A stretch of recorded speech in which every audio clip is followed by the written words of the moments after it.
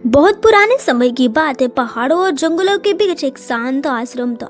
न वहाँ शोर था, न भीड़, केवल हवा की आवाज, पक्षियों का कलरव और भीतर उतरती शांति।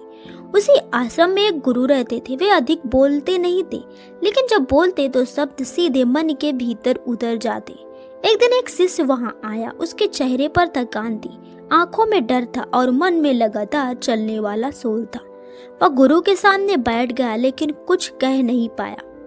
तभी गुरु ने शांति से पूछा, क्या मन भारी है? शिष्य की आंखों से आंसू निकल आए।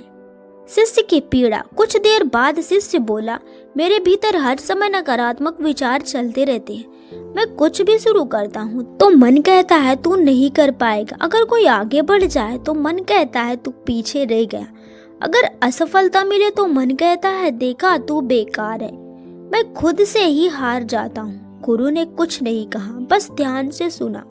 फिर बोले, तुम परेशान नहीं हो, तुम सिर्फ अपने मन की आवाज को सच मान बैठे हो। फिर गुरु ने कहा, पहला सत्य, विचार सत्य नहीं होते। गुरु ने शिष्य से कहा, आंखें बंद करो, जो भी विचार आए उसे रोकना मत। कुछ देर बाद शिष्य बोला, बहुत डरावने विचार आ रहे हैं। गुरु ने पूछा, क्या वे अभी घट रहे हैं या सिर्फ सोच में है? शिष्य चुप हो गया। गुरु बोले, विचार बादल है और तुम आकाश हो। बादल आते जाते हैं, आकाश वैसा ही रहता है। नकारात्मक सोच आती है, लेकिन वह तुम नहीं होती। दूसरा सत्य, जिससे लड़ोगे वही बढ़ेगा। शिष्य बोला, मैं नकारात्मक सोच से लड़ता हूँ, उसे हटाने की कोशिश करता हूँ, फिर भी वह और मजबूत हो जाती है। गुरु मुस्कुराए। उन्होंने कहा, आग को आग से बुझाओगे तो क्या होगा? शिष्य बोला, आग और बढ़ेगी। गुरु बोले, नकारात्मक सोच से लड़ो मत, उसे देखो। जिसे देखने लगते हो उसका प्रभाव खत्म होने लगता है। तीसरा सत्य, मन एक आदत है। गुरु शिष्य को नदी के पास ले गए। नदी लगातार एक ही दिशा में बह रही थी। गुरु बोले, नदी इसलिए इस दिशा में बहती है क्योंकि वर्षा से यही रास्ता बना है। मन भी ऐसा ही है। नकारात्मक सोच कोई दुश्मन नहीं, बस पुरानी आदत है। आदत बदली जा सकती है, सत्य नहीं। चौथा सत्य, शब्द बीज होते हैं। गुरु ने पूछा, तुम दिन भर खुद से क्या कहते हो? शिष्य बोला, मैं कमजोर हूँ, मुझसे नहीं होगा, मैं दूसरों से कम हूँ। गुरु बोले, तुम हर दिन अपने मन में जहर के बीज बो रहे हो। फिर गुरु ने कहा, आज से शब्द बदलो। मैं असफल हूँ कहना छोड़कर मैं सीख रहा हूँ, मैं सफल हो जाऊंगा ये बोलो। आपके शब्द आपके भविष्य का निर्माण करते हैं। पांचवा सत्य, तुलना सबसे बड़ा अंधकार है। एक दिन शिष्य उदास बैठा था। गुरु ने पूछा, क्या हुआ? शिष्य बोला, सब मुझसे आगे निकल रहे हैं। गुरु ने आकाश की ओर इशारा किया।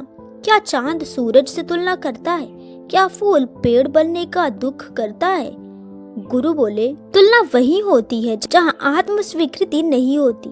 तुलना खत्म होते ही नकारात्मक सोच कमजोर पड़ जाती है। छठा सत्य, वर्तमान में नकारात्मक सोच नहीं टिकती। गुरु बोले, नकारात्मक सोच कहाँ रहती है? शिष्य बोला, भविष्य के डर में और अतीत के पछतावे में। गुरु बोले, अभी इस क्षण में आओ। उन्होंने शिष्य को सांस पर ध्यान करना सिखाया।